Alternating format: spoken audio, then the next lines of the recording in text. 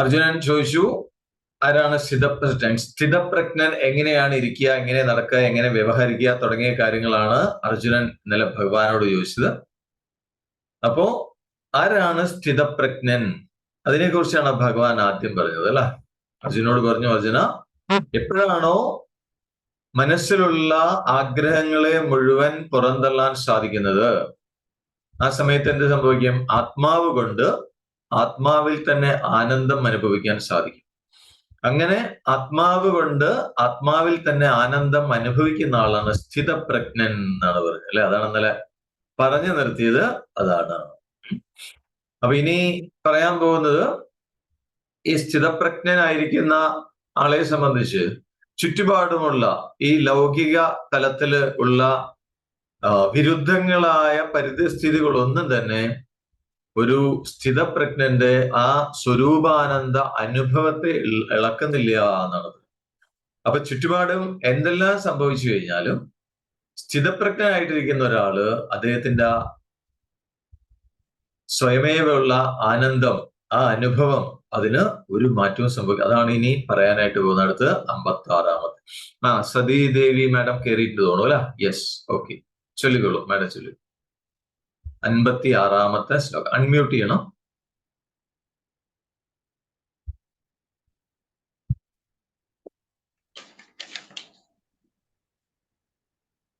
യഥാ സംഹരതേ ചായം.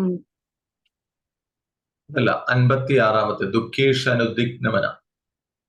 ദുഃഖേഷ്വനുദിഗ്നമനാ സുഖേഷു വിഗതസ്പൃഹ വീതരാഗഭയക്രോധ സ്ഥിതധീർമുനിരുച്യതേ. അപ്പോ അതില് പറയുന്നത് ഇതാണ്. എങ്ങനെയിരിക്കും ചുറ്റുപാടുള്ള കാര്യങ്ങളോട് എങ്ങനെയായിരിക്കും ഒരു സ്ഥിതപ്രജ്ഞൻ പ്രതികരിക്കുക എന്നുള്ള. ദുഃഖേഷു അനുദിഗ്നമന സുഖേഷു വിഗതസ്പൃഹ വീതരാഗ ഭയക്രോധ സ്ഥിതധീർ മുനിരുച്യതേ. ദുഃഖേഷു എന്ന് പറഞ്ഞാൽ ദുഃഖങ്ങളിൽ, അനുദിഗ്നമന എന്ന് പറഞ്ഞാൽ ദുഃഖങ്ങളിൽ, ദുഃഖം വരുന്ന സമയത്ത് അതിൽ യാതൊരു വ്യാകുലതയും ഉണ്ടാവില്ല എന്നാണ്. ഒരു ഉദ്യോഗവും ഉണ്ടാവില്ല, ഒരു വ്യാകുലതയും ഉണ്ടാവില്ല. അത് അദ്ദേഹത്തിനെ ശല്യപ്പെടുത്തില്ല എന്നർത്ഥം. ഇനി സുഖങ്ങളാണെങ്കിലോ, സുഖേഷു സുഖങ്ങളില് വിഗതസ്പൃഹ, സുഖങ്ങളിലൊന്നും യാതൊരു താല്പര്യവും ഉണ്ടാവില്ല എന്നാണ്. അപ്പൊ ദുഃഖങ്ങൾ ശല്യപ്പെടുത്തൂല്ല, സുഖങ്ങളിൽ താല്പര്യമില്ല. പിന്നെയോ വീതരാഗ ഭയക്രോധ, രാഗം, ഭയം, ക്രോധം, ഇതൊന്നും ഏൽക്കില്ല സ്ഥിതപ്രജ്ഞന് എന്നാണ്. ഇതൊന്നും ബാധിക്കില്ല. മുനിയാണ്. മുനി എന്ന് പറഞ്ഞാൽ മൗനിയായിട്ടിരിക്കുന്ന ആള്.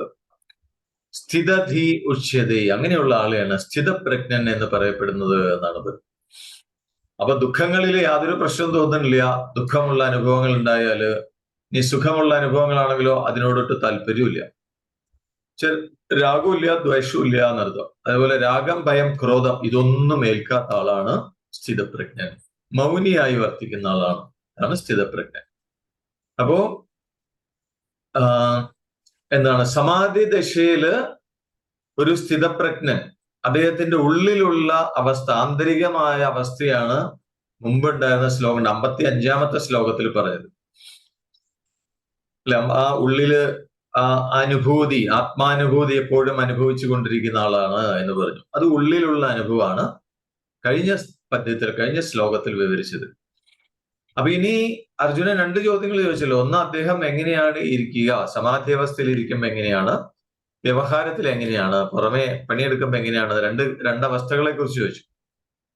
അപ്പൊ ആദ്യം പറഞ്ഞു, ഒന്നും ചെയ്യാതിരിക്കുകയാണെങ്കിൽ ഉള്ളില് ആ ആത്മാനുഭൂതിയിൽ അങ്ങനെ കഴിഞ്ഞുകൊണ്ടിരിക്കും, തടസ്സമില്ലാത്ത ആത്മാനുഭൂതി അനുഭവിച്ചുകൊണ്ട്. ഇനി വിധാന ദശയിൽ എന്താ സംഭവിക്കുക? സ്ഥിതപ്രജ്ഞന്റെ ബാഹ്യലക്ഷണങ്ങൾ ഇനി പറയാൻ പോകുന്നത്. അപ്പോ ഈ സുഖം തരുന്ന കാര്യങ്ങളോട്, സുഖസാമഗ്രികൾ എന്നാണ് പറയുക, അതിൽ ആഗ്രഹം തോന്നുമ്പോഴാണ് എനിക്ക് സുഖം വേണം, അല്ലെങ്കിൽ ആ സുഖം നേടാനുള്ള പദാർത്ഥങ്ങൾ നേടണം, അങ്ങനെ അതിനോടുള്ള ഒരു ആഗ്രഹം ഉള്ളിലുണ്ടാവുമ്പോ രജോ ഗുണത്തിന് ചലനം സംഭവിക്കും. ഉള്ളില് രജോ ഗുണത്തിന്റെ ബാലൻസ് മാറും. അപ്പൊ എന്താ സംഭവിക്കുക? അപ്പോ അത് ശരീരത്തിനെ ആകെ തപിപ്പിക്കും, ചൂട് പിടിപ്പിക്കുന്ന ഒരു ചിത്തവൃത്തി ഉണ്ടാവും. അതാണ് ദുഃഖം എന്ന് പറയുന്നത്. അപ്പൊ ദുഃഖം വന്നു കഴിഞ്ഞാൽ ശരീരത്തിനാകെ ഒരു ചൂടാ. അല്ലെ? ഒരു സ്വസ്ഥത ഉണ്ടാവില്ല. അപ്പോ അതാണ് ദുഃഖം എന്ന് പറയുന്നത്. അപ്പൊ ദുഃഖം വന്നു കഴിഞ്ഞാൽ ദുഃഖം അനുഭവിക്കുന്ന ആളുടെ ഉള്ളിലുള്ള ചിന്ത പിന്നെന്താണ് വരിക ചോദിച്ചു കഴിഞ്ഞാൽ, ഞാൻ വളരെ ലോ ഫീലിംഗ് ആണ് ഉണ്ടാവുക. എന്താണ്? ഞാൻ പാപിയാണ്, അല്ലെങ്കിൽ നിന്ദാർഹനാണ്. ഇങ്ങനെയുള്ള വീണ്ടും ദുഃഖത്തിന് കാരണമാവുന്ന തമോ ഗുണം നിറഞ്ഞ ചിത്തവൃത്തികൾ നടക്കും. ഭ്രമരൂപത്തിൽ ചിത്തവൃത്തികൾ. അതിന് ഉദ്വേഗം എന്നാണ് പറയുക. ഉദ്വേഗം എന്ന് പറയുന്നത് നെഗറ്റീവായിട്ടുള്ള കാര്യങ്ങൾ മനസ്സിലിങ്ങനെ നടന്നുകൊണ്ടിരിക്കും. അപ്പോ ആ ദുഃഖം അനുഭവിച്ചു കൊണ്ടിരിക്കുന്ന സമയത്ത് ഉണ്ടാവുന്ന ഈ ചിത്തവൃത്തി, അങ്ങനെയുള്ള ദുഃഖം ഉണ്ടാവുമ്പോ നമ്മൾ നമ്മളെ കുറിച്ച് തന്നെ എന്താണ് നെഗറ്റീവായിട്ടാണ് നമുക്ക് ചിന്ത വരിക, അല്ലെ? ആ ദുഃഖം അനുഭവിക്കാൻ കാരണത്തിന് ഇന്നതാണ് കാരണങ്ങൾ അതൊക്കെ പറഞ്ഞ് നമ്മൾ നമ്മളെ കുറിച്ച് തന്നെ എല്ലാത്തിരി നെഗറ്റീവായിട്ട് ചിന്തിക്കുക. അത് ചിത്തവൃത്തിയാണ്. അപ്പൊ അങ്ങനെ ചിന്തിക്കുമ്പോൾ, അങ്ങനെ ചിത്തവൃത്തികൾ ഉണ്ടാവുമ്പോൾ ദുഃഖം കൂടുകയുള്ളൂ, ദുഃഖത്തിന് കൂടുതൽ കാരണമാവും. അപ്പൊ അതുകൊണ്ടാണ് ഇതിനെ ഒരു ഭ്രമമാണെന്ന് വിളിക്കാനുള്ള കാരണം അതാണ്. ഈ ഉദ്വേഗം എന്ന് പറയുന്ന ഒരു ഭ്രമമാണ് എന്നാണ് പറയുന്നത്. അപ്പോ ആ ദുഃഖം ഉണ്ടാക്കുന്ന സാഹചര്യങ്ങളില് ഈ ഭ്രമത്തിന്റെ രൂപത്തിൽ വരുന്ന ഉദ്വേഗം സ്ഥിതപ്രജ്ഞനെ ബാധിക്കണില്ല എന്നാണ് പറയുന്നത്. അപ്പൊ ദുഃഖമുണ്ടാക്കുന്ന അനുഭവങ്ങളൊക്കെ ഉണ്ടായി എന്ന് വരാം, പക്ഷെ അതുകൊണ്ട് യാതൊരു പ്രശ്നവും സ്ഥിതപ്രജ്ഞന് ഉണ്ടാവുന്നില്ല. ഇനി സുഖം എന്ന് പറഞ്ഞാൽ എന്താണ്? സുഖം എന്ന് പറഞ്ഞാൽ നമ്മൾക്ക് ഭൗതിക തലത്തിലുള്ള നേട്ടം, ചിലപ്പോൾ മക്കളാവാം, അല്ലെങ്കിൽ ധനമാവാം, പ്രോപ്പർട്ടി, ധാന്യം, അങ്ങനെയുള്ള ഭൗതികമായിട്ടുള്ള കാര്യങ്ങൾ. അതുകൊണ്ട് സത്വഗുണത്തിന്റെ ഭാഗമായിട്ട് വരുന്നതാണ് സന്തോഷം. ആ സന്തോഷത്തിന്റെ രൂപത്തിൽ വരുന്ന അനുകൂലമായ ചിത്തവൃത്തിയാണ് സുഖം. അനുകൂലം എന്ന് പറയാൻ കാരണം അതിനോട് നമുക്കൊരു താല്പര്യമുണ്ട്, അല്ലെ? ആ അങ്ങനെ എന്താണ്, ഓരോ നേട്ടങ്ങൾ ജീവിതത്തിൽ ഉണ്ടാവുമ്പോ, പദാർത്ഥങ്ങൾ സ്വന്തമാക്കുമ്പോ ഒക്കെ നമ്മളുടെ ഉള്ളില് സത്വഗുണം ഉണ്ടാവും ആ സമയത്ത്. അപ്പൊ സന്തോഷം അനുഭവിക്കും, അതിന്റെ ഭാഗമായിട്ടൊരു സന്തോഷം അനുഭവിക്കും. അപ്പൊ അതിനോടൊരു താല്പര്യം നമ്മൾക്ക് തോന്നും. അതാണ് സുഖം എന്ന് പറയുന്നത്. അപ്പോ സുഖം അനുഭവിച്ചു കഴിഞ്ഞാൽ എന്താണ് ഉണ്ടാവുക ചോദിച്ചു കഴിഞ്ഞാൽ, ഇനിയും ഭാവിയിൽ ഇനിയും സുഖം അനുഭവിക്കണം. അപ്പൊ അതിനു വേണ്ടി കുറച്ച് നല്ല കാര്യങ്ങളൊക്കെ ചെയ്യും, പുണ്യങ്ങളൊക്കെ അനുഷ്ഠിക്കും. എന്നിട്ടോ അത് കിട്ടാൻ വേണ്ടിയിട്ട്, ഭാവിയിലെ സുഖം കിട്ടാൻ വേണ്ടി ആഗ്രഹിച്ചു കഴിഞ്ഞാൽ അത് തമോ ഗുണ വികാരാണ് എന്നാണ് പറയുന്നത്. അതിനനുസരിച്ച് ചിത്തവൃത്തി സ്പൃഹ എന്നാണ് പറയുക. ഭാവിയിൽ വരാനിരിക്കുന്ന കാര്യങ്ങളെ കുറിച്ച് ചിന്തിച്ചുകൊണ്ടിരിക്കുക. അപ്പൊ ഈ സുഖവും ദുഃഖവും ഇതൊക്കെ നമ്മളുടെ പ്രാരബ്ധത്തിനനുസരിച്ച് വന്നുകൊണ്ടിരിക്കുന്നതാണ്, സുഖ ദുഃഖ അനുഭവങ്ങളൊക്കെ. അപ്പൊ അതുകൊണ്ട് സാധാരണക്കാരെ സംബന്ധിച്ച് ഈ ജീവിതത്തിൽ, ഈ വ്യവഹാരത്തില് ഇത് രണ്ടും ഉണ്ടാവും. ഉദ്യോഗം ഉണ്ടാവും, സ്പൃഹയും ഉണ്ടാവും എന്നാണ്. കാരണം ഈ സുഖവും ദുഃഖവും അനുഭവിക്കുമ്പോൾ ഇത് രണ്ടും ഉണ്ടാവും. ദുഃഖം അനുഭവിക്കുമ്പോൾ ഉദ്വേഗം വരും, സുഖം അനുഭവിക്കുമ്പോൾ സ്പൃഹ എന്നാണ് അതിന് പറയാ. ഇനിയും വേണം എന്നുള്ള തോന്നലും ഉണ്ടാവും. ഇത് രണ്ടും സാധാരണക്കാരെ സംബന്ധിച്ച് ഉണ്ടാവുന്നതാണ് പറയുന്നത്. പക്ഷെ ഒരു സ്ഥിതപ്രജ്ഞനെ സംബന്ധിച്ച് ഇതൊന്നും സ്പർശിക്കണേ ഇല്ല എന്നാണ്. സുഖമായാലും ദുഃഖമായാലും ദുഃഖത്തോട് വിരോധവും ഇല്ല, സുഖത്തോട് അനുകൂലമായ ഭാവവും ഇല്ല, ഉണ്ടാവില്ല. അതാണ് സ്ഥിതപ്രജ്ഞൻ എന്നാണ് പറയുന്നത്. പിന്നെ രാഗമില്ല എന്ന് പറഞ്ഞു. രാഗം എന്ന് പറഞ്ഞാൽ ഇപ്പോ നമ്മൾക്ക് സന്തോഷം തരുന്ന അല്ലെങ്കിൽ സുഖം തരുന്ന എന്തെങ്കിലും പദാർത്ഥം കിട്ടണം എന്നുള്ള ആഗ്രഹമാണ് രാഗം, അറ്റാച്ച്മെന്റ്, അല്ലെ? അതിനോടൊരു ഇഷ്ടം, അതാണ് രാഗം. ഇനി അത് കിട്ടിയില്ല, ഒരു ആഗ്രഹം മനസ്സിൽ വന്നു, ജീവിതത്തിൽ നടക്കണം എന്നുള്ള തോന്നൽ വരുന്നു. ഇനി അത് നടന്നില്ലെങ്കിലോ എന്നുള്ള ആശങ്ക, അതിനാണ് ഭയം എന്ന് പറയുന്നത്. കിട്ടിയില്ലെങ്കിലോ, ആഗ്രഹിച്ച കാര്യം കിട്ടിയില്ലെങ്കിലോ എന്നുള്ളൊരു ആശങ്ക ഉണ്ടാവും, അതിന് ഭയം, അതാണ് ഭയം. ഇനി അതിനുശേഷം ക്രോധം, ദേഷ്യം വരും. എങ്ങനെ ദേഷ്യം വരിക? ഇപ്പൊ നേരത്തെ പറഞ്ഞു, ഒരു ആഗ്രഹം, ഇഷ്ടമുള്ള ഒരു വസ്തുവിനോടുള്ള അത് വേണമെന്നുള്ള ആഗ്രഹം രാഗമാണെന്ന് പറഞ്ഞു. അത് കിട്ടാതെ വന്നാലോ എന്നുള്ള ആശങ്കയാണ് ഭയം എന്ന് പറഞ്ഞു. അപ്പോ ആ ആശങ്ക ഉണ്ടാവാൻ കാരണമായ, അതിനൊരു കാരണം ഉണ്ടാവുമല്ലോ, കിട്ടൂല്ലോ എന്നുള്ളതിനെ കുറിച്ചൊരു ശങ്ക ഉണ്ടാവും, അതിനൊരു കാരണം ഉണ്ടാവും. ആ കാരണത്തിന്റെ നേരെയുള്ള ആറ്റിറ്റ്യൂഡാണ് ക്രോധം, ദേഷ്യം എന്ന് പറയുന്നത്. അപ്പൊ ആഗ്രഹിച്ചത് കിട്ടാതാവുമ്പോ അതിന് കാരണം നിന്നവരോടൊക്കെ ദേഷ്യം വരും, നമുക്ക് ദേഷ്യം ഉണ്ടാവും, ക്രോധം ഉണ്ടാവും. അതാണ് ക്രോധം. അപ്പൊ ഈ സ്ഥിതപ്രജ്ഞ എന്ന് പറഞ്ഞാൽ അദ്ദേഹത്തിന് രാഗവും ഉണ്ടാവില്ല, ഭയവും ഉണ്ടാവില്ല, ക്രോധവും ഉണ്ടാവില്ല. അതൊന്നും ഇതിനൊക്കെ ജയിച്ച ആളാണ് എന്നാണ് പറയുന്നത്. അപ്പൊ അതിനു മുമ്പ് പറഞ്ഞ ഉദ്യോഗവും ഉണ്ടാവില്ല, അദ്ദേഹത്തിന് സ്പൃഹ ഉണ്ടാവില്ല, രാഗം ഉണ്ടാവില്ല, ഭയം ഉണ്ടാവില്ല, കൃതം ഇതൊന്നുമില്ലാതെ ശാന്തഗംഭീരനായിരിക്കും എന്നാണ് അദ്ദേഹം പറയുന്നത്. അദ്ദേഹം ഉള്ളില് ശാന്തനായിരിക്കും, അങ്ങേയറ്റം ശാന്തി അനുഭവിക്കുന്ന ആളാണ്. അപ്പൊ അദ്ദേഹം ഉള്ളില് ശാന്തി അനുഭവിക്കുന്നത് മാത്രമല്ല, തനിക്ക് ചുറ്റും അദ്ദേഹം ആ പോസിറ്റീവ് വൈബ്രേഷൻ ആനന്ദം പരത്തിക്കൊണ്ടിരിക്കും എന്നാണ് പറയുന്നത്. അപ്പൊ അങ്ങനെയുള്ള അദ്ദേഹത്തിന്റെ മൗനം, അദ്ദേഹം മിണ്ടാതിരുന്നാലും ഇനി കുറച്ചെന്തെങ്കിലും സംസാരിച്ചാലും മറ്റുള്ളവർക്ക് സത്യം തെളിയിച്ചു കൊടുക്കുന്നതായിരിക്കും, അത്ര പവർഫുൾ ആയിരിക്കും അത് എന്നാണ് പറയുന്നത്. അദ്ദേഹം മിണ്ടാതിരുന്നാലും ശരി, ഒന്നും സംസാരിക്കാതിരുന്നാലും ശരി, അതിന്റെ അനുഭവം മറ്റുള്ളവർക്ക് കിട്ടും, സത്യത്തിന്റെ അനുഭവം മറ്റുള്ളവർക്ക് അനുഭവിക്കാൻ പറ്റും. ഇനി എന്തെങ്കിലും കുറച്ച് കാര്യങ്ങളാണ് അദ്ദേഹം പറയുന്നതെങ്കിൽ അതിൽ നിന്നും അവർക്ക് അനുഭവിക്കാൻ പറ്റും എന്നാണ് പറയുന്നത്. അപ്പൊ അങ്ങനെയുള്ള മുനിയാണ് സ്ഥിതപ്രജ്ഞൻ എന്നാണ് പറയുന്നത്. അങ്ങനെയുള്ള ആളാണ് സ്ഥിതപ്രജ്ഞൻ. അപ്പൊ കഴിഞ്ഞ 2 ശ്ലോകങ്ങളില് അർജുനന്റെ ആദ്യത്തെ 2 ചോദ്യങ്ങൾക്കുള്ള മറുപടി പറഞ്ഞു. സമാധി ദശയിൽ അവരെങ്ങനെ ഉണ്ടാവുക, ഇനി വ്യവഹാര ദശയിൽ അവരെങ്ങനെ ഉണ്ടാവുക, 2 പേരുടെയും ലക്ഷണങ്ങൾ പറഞ്ഞു. ഇനി സ്ഥിതപ്രജ്ഞ ലക്ഷണങ്ങളാണ് ഇനി കൂടുതലായിട്ട് പറയാൻ പോകുന്നത്. സ്ഥിതപ്രജ്ഞന്റെ ലക്ഷണങ്ങൾ എന്തൊക്കെയാണെന്ന് കൂടുതലായിട്ട് പറയുന്നു. അത് നേടാൻ എന്തൊക്കെ കാര്യങ്ങൾ ചെയ്യാം, അത് നേടാനുള്ള സാധനാ മാർഗങ്ങൾ എന്തൊക്കെയാണ്, അതിനെക്കുറിച്ചാണ് ഇനി തുടർന്ന് ഭഗവാൻ പറഞ്ഞു തരാനായിട്ട് പോകുന്നത്. അപ്പൊ അടുത്തത് 57-ാമത്തെ ശ്ലോകം ചൊല്ലിക്കൊള്ളു. അൺമ്യൂട്ട് ചെയ്യണം.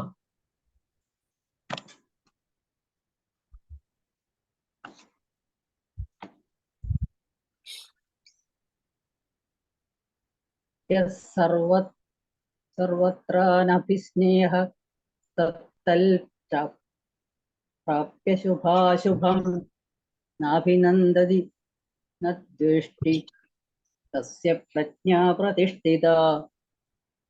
അതാണ് ഒരു ലക്ഷണം പറയുന്നത്. ഇതാണ് എന്താണ്? യഹ സർവത്ര അനഭിസ്നേഹ തത്തത് പ്രാപ്യ ശുഭാശുഭം നാഭിനന്ദതി ന ദ്വേഷ്ടി തസ്യ പ്രജ്ഞ പ്രതിഷ്ഠിത. യഹ എന്ന് പറഞ്ഞാൽ ആരാണോ സർവത്ര അനഭിസ്നേഹ എന്ന് പറഞ്ഞാൽ യാതൊന്നിലും സ്നേഹമില്ലാതെ, മമതയില്ലാതെ, യാതൊന്നിലും എന്ന് പറഞ്ഞാൽ ശരീരമാവട്ടെ ഇനി സമ്പത്താവട്ടെ ഒന്നിലും, ചുറ്റുപാടുമുള്ള ഒന്നിലും മമതയില്ലാതെ.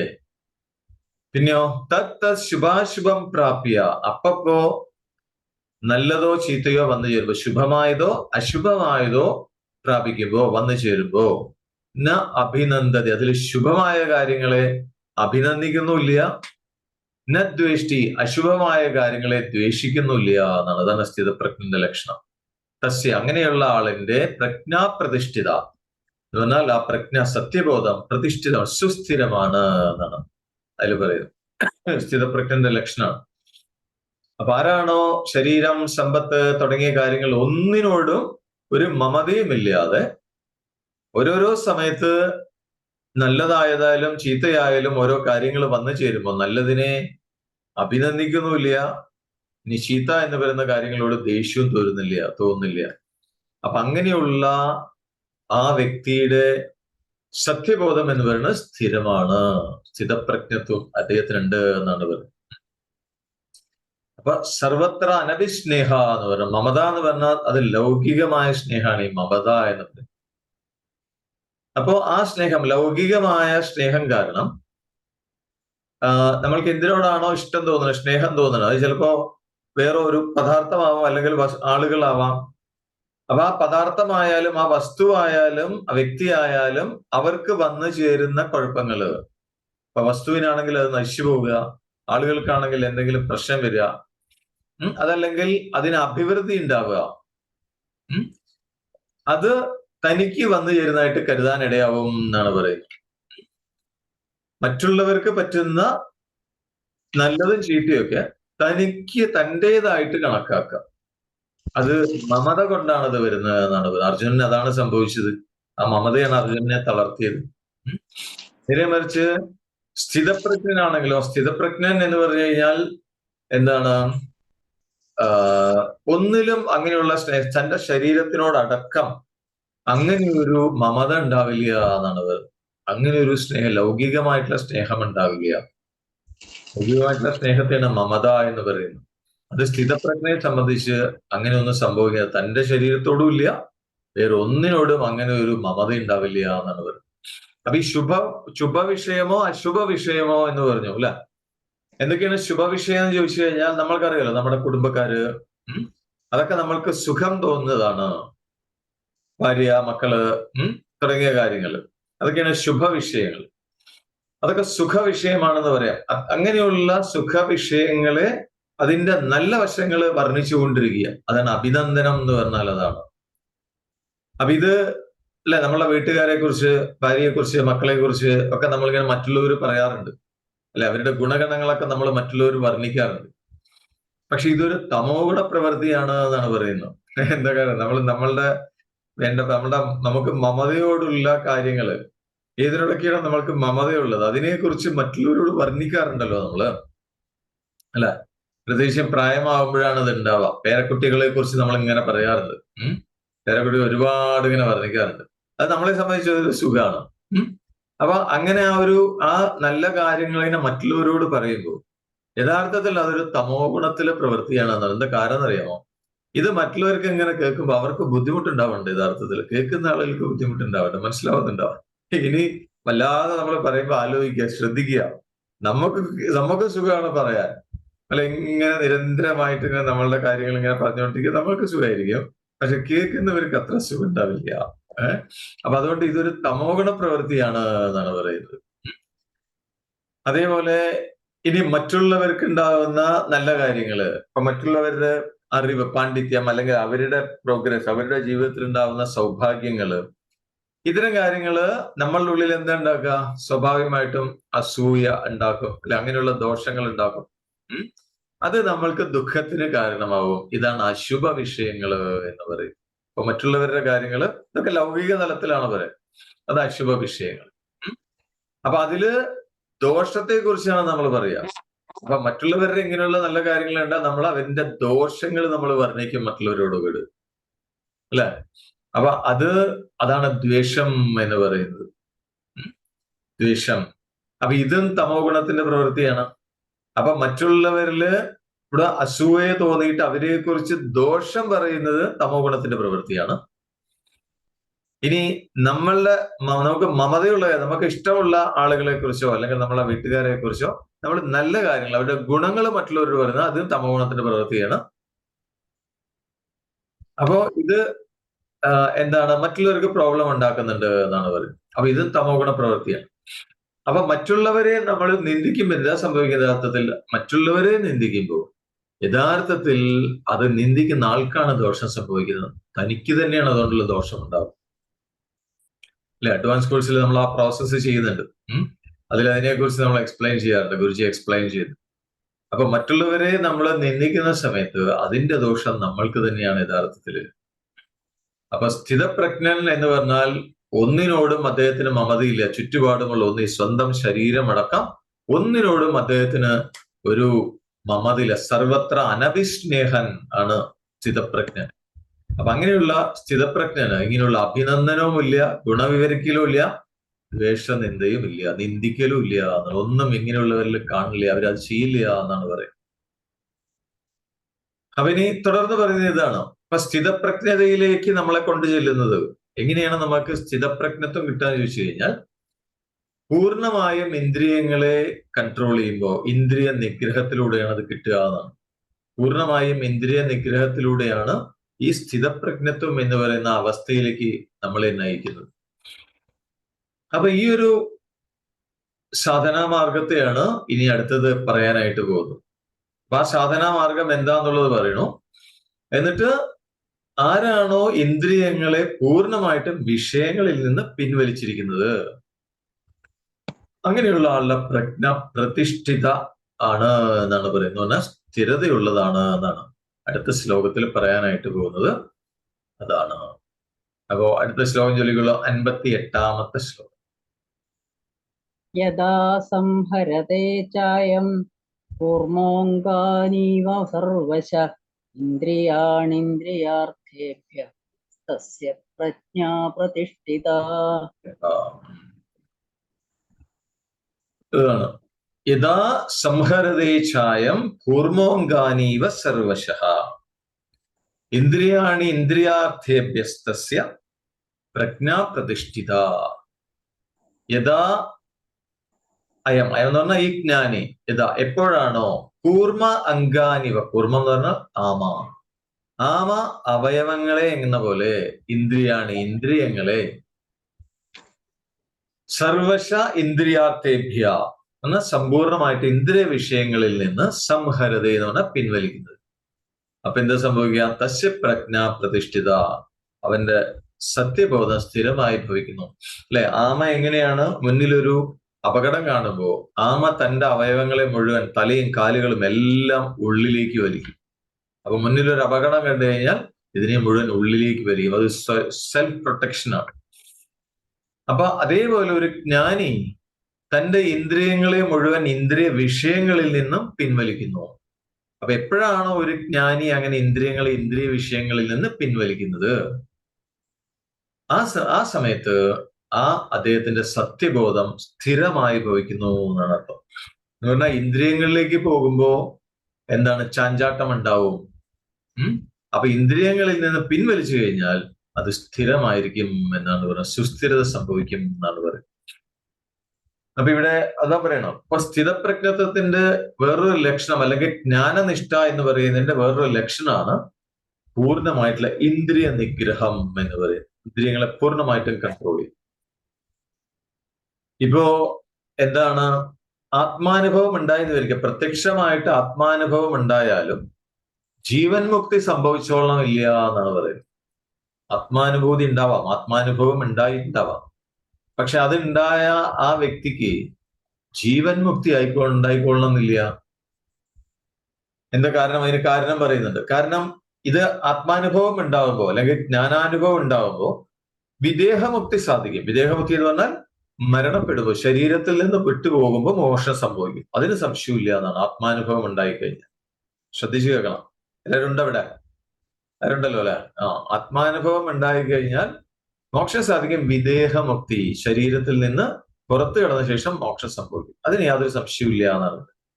പക്ഷെ ജീവൻ മുക്തി, ജീവിച്ചിരിക്കുമ്പോൾ തന്നെ എങ്ങനെയാണ് മുക്തി സംഭവിക്കുക ചോദിച്ചു കഴിഞ്ഞാൽ മനസ്സ് പൂർണ്ണമായും നശിച്ചിട്ടുണ്ടാവും എന്നാണ് പറയുന്നത്. സമ്പൂർണമായ മനോനാശം, മനസ്സില്ലാത്ത അവസ്ഥ, വാസനകൾ തീരെ ഉണ്ടാവില്ല, വാസനകളും ക്ഷയിച്ചിട്ടുണ്ടാവും. അപ്പൊ മനസ്സും വാസനകളൊക്കെ ക്ഷയിക്കുമ്പോഴേ ജീവൻ മുക്തി സാധിക്കുള്ളൂ എന്നാണ് പറയുന്നത്. അപ്പൊ മനസ്സും വാസനകളും ക്ഷയിച്ചിട്ടില്ലെങ്കിലും ആത്മാനുഭവം ഉണ്ടെങ്കിൽ ശരീരം വീണു പോകുന്നതോടുകൂടി മോക്ഷം സംഭവിക്കും എന്നാണ് പറയുന്നത്. അപ്പൊ അപകടം കണ്ടിട്ട് അവയങ്ങളെ പിൻവലിച്ചു കഴിഞ്ഞാൽ പിന്നെ പെട്ടെന്നൊന്നും അത് പുറത്തേക്ക് നീട്ടില്ല. കുറേ സമയം അത് അങ്ങനെ തന്നെ ഇരിക്കും. അപകടം നീങ്ങിപ്പോയി എന്ന് ഉറപ്പ് വന്നാൽ മാത്രമേ തന്റെ അവയവങ്ങളെ പുറത്തേക്ക് നീട്ടൂ. അപ്പൊ ഒരു ജീവൻ മുക്തന്റെ ഇന്ദ്രിയ നിഗ്രഹം ഇതുപോലെയാണ് എന്നാണ് പറയുന്നത്. എന്ന് പറഞ്ഞാൽ വിഷയങ്ങളിൽ നിന്ന് എന്നേക്കുമായിട്ട് അത് പിൻവലിഞ്ഞ് നിൽക്കുകയാണ്, വിഷയങ്ങളോട് വരുന്നേ ഇല്ല എന്നാണ് പറയുന്നത്. അതാണ് ജീവൻ മുക്തൻ എന്ന് പറയുന്നത്. അപ്പോ സ്ഥിതപ്രജ്ഞത്വം നേടാനുള്ള ഒരു സാധനയാണ് ഇന്ദ്രിയ നിഗ്രഹം എന്ന് പറയുന്നത്. സമ്പൂർണമായ ഇന്ദ്രിയ നിഗ്രഹം, അതാണ് ഇവിടെ സൂചിപ്പിക്കുന്നത് എന്നാണ് പറയുന്നത്. അപ്പൊ നേരത്തെ പറഞ്ഞു, സ്ഥിതപ്രജ്ഞന് ആ വ്യവഹാര ദശയില് എന്താണ് രജോ ഗുണം തമോ ഗുണം തുടങ്ങിയ വൃത്തികളൊന്നും ഉണ്ടാവില്ല എന്ന് മുമ്പ് പറഞ്ഞു. ഇനി അത് ഇപ്പൊ ഉണർന്നിരിക്കുമ്പോ വ്യവഹാര ദശയിൽ അതില്ലെങ്കിൽ പിന്നെ സമാധി ദശയിൽ അങ്ങനെ ഒരു സംഗതിയെ ഒതുക്കില്ല, അതിന്റെ പ്രശ്നേ വരുന്നില്ല എന്നാണ് അടുത്തത് പറയുന്നത്. ഇപ്പൊ വ്യവഹാര ദിശയിലല്ലേ, ഉണർന്നിരിക്കുമ്പോ കാര്യങ്ങളൊക്കെ ചെയ്തുകൊണ്ടിരിക്കുമ്പോ നേരത്തെ പറഞ്ഞു ഇങ്ങനെയുള്ള കാര്യങ്ങളൊന്നും ഉണ്ടാവില്ല എന്ന് പറയും. അപ്പൊ അങ്ങനെയാണ്. കാരണം രജോ ഗുണവും തമോ ഗുണമൊന്നും അതിലൂടെയുള്ള പ്രവൃത്തികളൊന്നും ഉണ്ടാവുന്നില്ല, അങ്ങനെയുള്ള വൃത്തികളൊന്നും തന്നെ ഉണ്ടാവുന്നില്ല. അപ്പൊ വ്യവഹാര ദിശയിൽ ഒന്നും ഇല്ലെങ്കിൽ പിന്നെ സമാധി ദിശയിൽ എങ്ങനെ ഉണ്ടാവുക എന്നാണ് അടുത്ത ശ്ലോകത്തില്, അതാണ് പറയാനായിട്ട് പോകുന്നത്. 59-ാമത്തെ ശ്ലോകം ചൊല്ലുക. വിഷയാ വിനിവർത്തന്തെ പരസ്യ ദേഹിനാ രസവർജം രസോച്യസ്യ പരം ദൃഷ്ട്വാ നിവർത്തതേ. അടുത്ത് പറയുന്നതാണ് വിഷയ വിനിവർത്തന്റെ നിരാഹാരസ്യ ദേഹിനഃ രസവർജം രസോപ്യസ്യ പരം ദൃഷ്ട്വാ നിവർത്തതേ. നിരാഹാരസ്യ ദേഹിനഃ എന്ന് പറഞ്ഞാൽ വിഷയങ്ങളെയൊക്കെ ഉപേക്ഷിച്ച് തപസ് അനുഷ്ഠിക്കുന്ന സാധകനായ ഒരു ജീവനെ സംബന്ധിച്ചാണെങ്കിലും വിഷയാഹ എന്ന് പറഞ്ഞാൽ ഇന്ദ്രിയങ്ങളും ആ ഇന്ദ്രിയ വിഷയങ്ങളും രസവർജ്യം അതിനോട് രാഗമില്ലാത്തത് കൊണ്ട് വിനിവർത്തന്റെ തന്നെ ഒഴിഞ്ഞു പോകുന്നതാണ് പറയുന്നത്. എന്ന് പറഞ്ഞാൽ സാധാരണ സാധകനായ ഒരു ജീവനെ സംബന്ധിച്ചാണെങ്കിലും തപസ് അനുഷ്ഠിക്കുന്ന ആ ആളിൽ നിന്ന് ഇന്ദ്രിയങ്ങളും വിഷയങ്ങളെല്ലാം ഒഴിഞ്ഞു പോകും എന്നാണ് പറയുന്നത്. അസ്യ അപ്പൊ ഇവിടെ സ്ഥിതപ്രജ്ഞയെ സംബന്ധിച്ച് രസോവി എന്ന് പറഞ്ഞാൽ രാഗത്തിൻ്റെതായ ബീജം പോലും പരം ദൃഷ്ട്വ സർവത്ര പരം ദൃഷ്ട്വ സർവ ബ്രഹ്മദർശനം കാരണമായിട്ട് നിവർത്തത ഇല്ലാതായി തീരുന്നു എന്നാണ് പറയുന്നത്. സ്ഥിതപ്രജ്ഞൻ അദ്ദേഹത്തിന് ആത്മദർശനം സാധിച്ചിട്ടുണ്ട് അല്ലെ, അതുകൊണ്ട് അതിൽ തന്നെ നിൽക്കുന്ന ആളാണ് സ്ഥിതപ്രജ്ഞൻ എന്ന് പറയുന്നത്. അപ്പൊ സാധാരണ രീതിയിൽ തന്നെ സാധകനായ ഒരു ജീവനാണെങ്കിലും വിഷയങ്ങളെല്ലാം കൈവിട്ട് തപസ് അനുഷ്ഠിക്കുമ്പോൾ അവർക്ക് പോലും ഇന്ദ്രിയങ്ങളും വിഷയങ്ങളും എല്ലാം വിട്ടുപോകും, കാരണം അതിനോടൊന്നും അറ്റാച്ച്മെന്റ് ഇല്ലാത്തതുകൊണ്ട്. അപ്പൊ അങ്ങനെ സാധകനായ ഒരു ജീവന് പോലും അത് സാധിക്കുന്നുണ്ടെങ്കിൽ പിന്നെ സ്ഥിതപ്രജ്ഞനെ സംബന്ധിച്ച് എന്തായിരിക്കും, അദ്ദേഹത്തിന് അതിന്റെ വിത്തുകൾ പോലും എന്തിനോടെങ്കിലും ഒരു ഇഷ്ടം തോന്നണമെങ്കിൽ അതിന്റെ ഒരു വാസന സ്വല്പം പോലും ഉള്ളിൽ ഉണ്ടാവണം, അതുപോലും ഇല്ലാതാവും എന്നാണ് പറയുന്നത്. എന്താ കാരണം? സർവത്ര ബ്രഹ്മദർശനം, സർവം ബ്രഹ്മമയം, ഈ അനുഭവം ഉള്ളത് കൊണ്ട് അദ്ദേഹത്തിനുള്ളിൽ സ്വല്പം പോലും രാഗം ഉണ്ടാവില്ല എന്നാണ് പറയുന്നത്. അപ്പോ ഇവിടെ പരം ദൃഷ്ട്വാ നിവർത്തതേ. അപ്പൊ വിഷയം എന്നുകൊണ്ട് ഇവിടെ ഉദ്ദേശിക്കുന്നത് ഇന്ദ്രിയങ്ങളും വിഷയങ്ങളും എല്ലാം കൂടി ചേർന്നിട്ടാണ് പറയുന്നത്. രസം എന്ന് പറഞ്ഞാൽ രാഗം, അതിനോടുള്ള ഇഷ്ടം, അറ്റാച്ച്മെന്റ് എന്നൊക്കെ പറയാം. ഈ മനുഷ്യ ജന്മത്തിലേക്ക് നമ്മളെ നയിക്കുന്നത് കർമ്മങ്ങളാണ്, അല്ലെ, കർമ്മ പ്രാരാബ്ധമാണ് നമുക്ക് ഈ ഒരു അവസ്ഥയിലേക്ക് നമ്മളെ കൊണ്ട് എത്തിയിരിക്കുന്നത്. അപ്പൊ ഈ പ്രാരാബ്ധത്തില് എന്താ സംഭവിക്കുക? നമ്മൾക്ക് സുഖവും ദുഃഖത്തിനും കാരണമായ ചില സ്വാഭാവികമായ ചില വിഷയങ്ങൾ ഉണ്ടാവും എന്നാണ് പറയുന്നത്. സുഖം തരുന്നത് ഉണ്ടാവാം, ദുഃഖം തരുന്നത് ഉണ്ടാവാം, അങ്ങനെയുള്ള വിഷയങ്ങൾ സ്വാഭാവികമായിട്ട് അതൊക്കെ പ്രാരബ്ധത്തിന്റെ ഭാഗമാണ്. പിന്നെ മനുഷ്യൻ തന്റെ പ്രയത്നം കൊണ്ട് നേടുന്നതാണ് മറ്റു പല കാര്യങ്ങൾ. എന്താണ്? വീട്, സമ്പത്ത് തുടങ്ങിയ മറ്റു വിഷയങ്ങളുണ്ട്. അപ്പോ ഈ ഇന്ദ്രിയങ്ങളെല്ലാം നിയന്ത്രിച്ച് പ്രത്യാഹാരം എന്ന് പറയും, അങ്ങനെയുള്ള ആ സമാധിയിലാണ് ഈ സുഖം തരുന്നതായ വിഷയങ്ങളൊക്കെ അകന്നു കിട്ടുള്ളൂ എന്നാണ് പറയുന്നത്. ഇനി വീട്, സമ്പത്ത് തുടങ്ങിയതല്ലോ, അതിനോടുള്ള പ്രയത്നം ഉപേക്ഷിക്കുന്നതോടെ അതും ഒഴിഞ്ഞു പോയിക്കോളും. പക്ഷേ ഈ വീട് തുടങ്ങിയ ഭൗതിക കാര്യങ്ങളോടുള്ള അതിന് പ്രയത്നിച്ചില്ലെങ്കിൽ അത് വിട്ടുപോകും, അത് നമുക്ക് കിട്ടില്ല. അതൊക്കെ പണിയെടുത്താലേ കിട്ടുള്ളൂ അല്ലെ. പണം കിട്ടണമെങ്കിൽ നമ്മൾ പണിയെടുക്കണം, അധ്വാനിച്ചാലേ പണം കിട്ടുള്ളൂ. അതേപോലെ തന്നെ അങ്ങനെ പണം കിട്ടിക്കഴിഞ്ഞാല് വീട് നമുക്ക് ഉണ്ടാക്കാൻ പറ്റില്ല, അതിനൊക്കെ അധ്വാനം ആവശ്യമാണ്. പക്ഷെ അതൊന്നും അധ്വാനിച്ചില്ലെങ്കിൽ ഇതൊന്നും കിട്ടില്ല നമ്മൾക്ക്. പക്ഷെ അപ്പോഴും അതിനോടൊരു അറ്റാച്ച്മെന്റ് ഉണ്ടാവും അല്ലെ, അത് വേണമെന്നുണ്ടാവും. എന്റെ കയ്യിൽ ഇല്ല, അതുപോലെ പണിയെടുക്കാൻ വയ്യ, അല്ലെങ്കിൽ പണിയെടുക്കാനുള്ള മടി, എനിക്കിതൊന്നും കിട്ടിയിട്ടില്ല. പക്ഷെ അതില്ല എന്നുള്ളത് കൊണ്ട് അതിനോടുള്ള രാഗം ഉണ്ടാവാതിരിക്കില്ല എന്നുള്ളത്.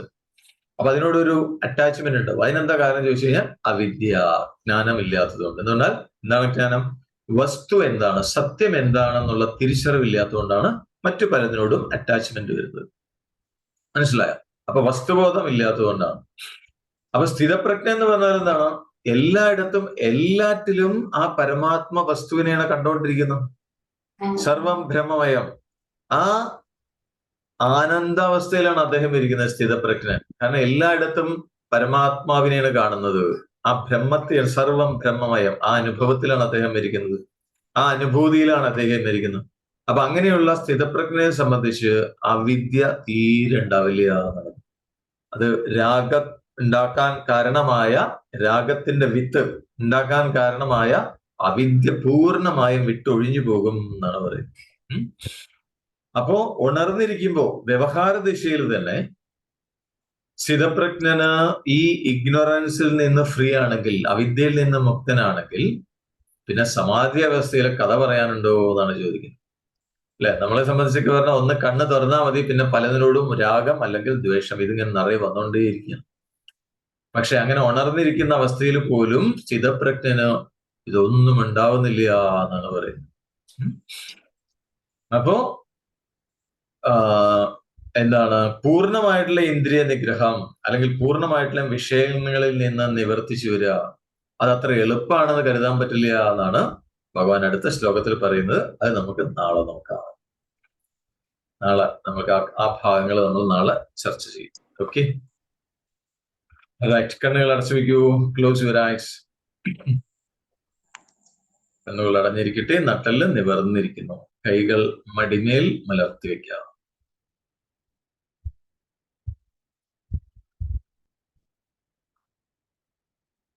ദീർഘമായ ശ്വാസം എടുക്കാം. സാവകാശം പുറത്തേക്ക് വിടാം.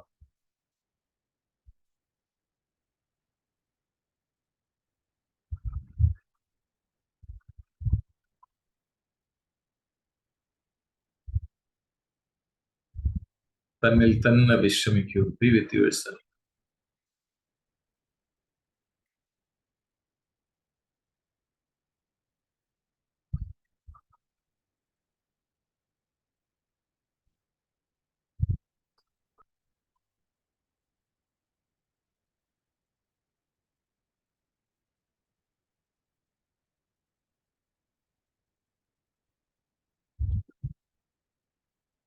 ഓം സം സമിത്യുവസി വൃഷന്നഗ്നേ വിശ്വാനര്യ ഇലസ്പതി സമിത്യസി സനോ വസൂന്യാഭരാ സംഘച്ഛധ്വം സംവദധ്വം സംഭോമനാംസി ജാനത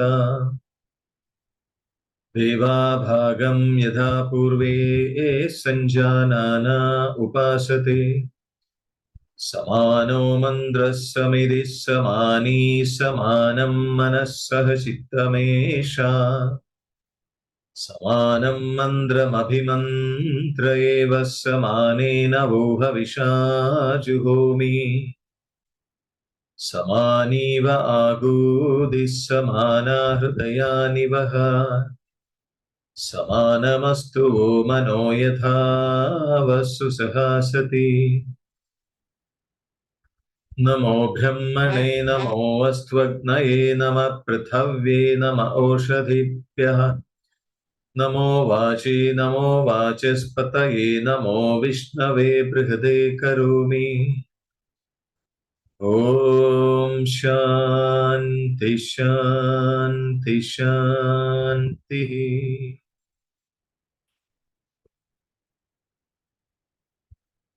ദീർഘമായ ശ്വാസം എടുക്കാം. സാവകാശം പുറത്തേക്ക്.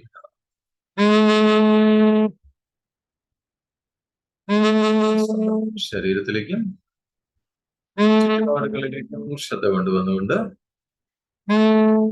പൂർണ്ണ തൃപ്തിയോടുകൂടി വളരെ സന്തോഷം സാവകാശം കണ്ണുകൾ തുറക്കും.